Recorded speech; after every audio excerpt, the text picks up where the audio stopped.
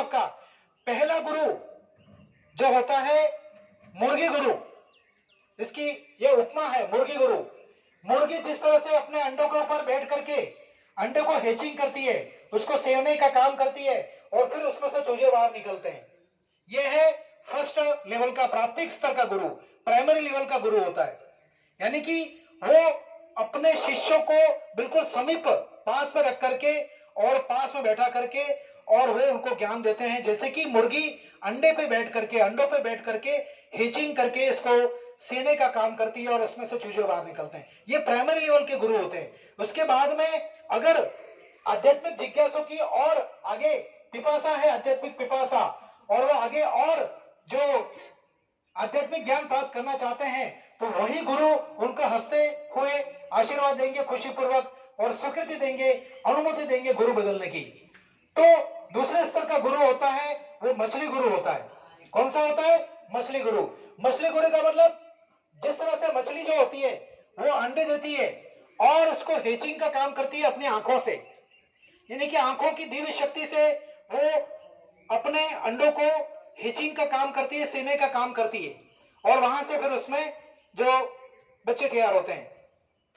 तो ये उससे हायर लेवल का, यानी कि हायर सेकेंडरी लेवल का गुरु है।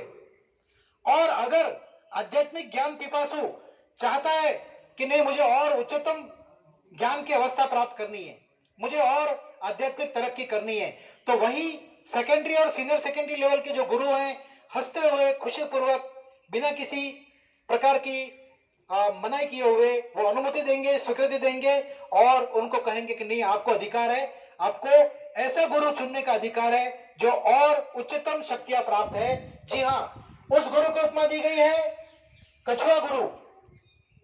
जिस तरह से मादा कछुआ होती है वो अपने अंडे देती है और सैकड़ों मील दूर समुद्र के किनारे, नदी के किनारे, जहां भी वो अंडे देती है, सैकड़ों मील भले वो दूर हो, लेकिन वो अपने मन की संकल्प शक्ति से उन अंडों का हिचिंग करती है, उनको सेने का काम करती है और वहां से फिर वो बच्चे पैदा होते हैं। कहने का मतलब सबसे श्रेष्ठ गुरु जो है वो मादा कछुआ के रूप में इसको उपमा दी गई है।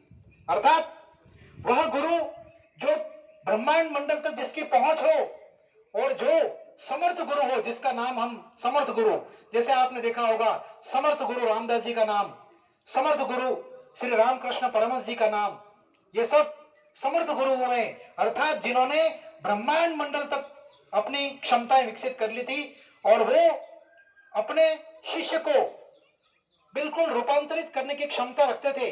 जैसे आपको पता होगा कि रामकृष्ण परमहंस जी ने स्वामी विवेकानंद जी को सामने बैठा करके पूरी शक्तियां ट्रांसमिशन के माध्यम से, प्राणाहुति के माध्यम से पूरी की पूरी शक्तियां हस्तांतरित कर दी थी।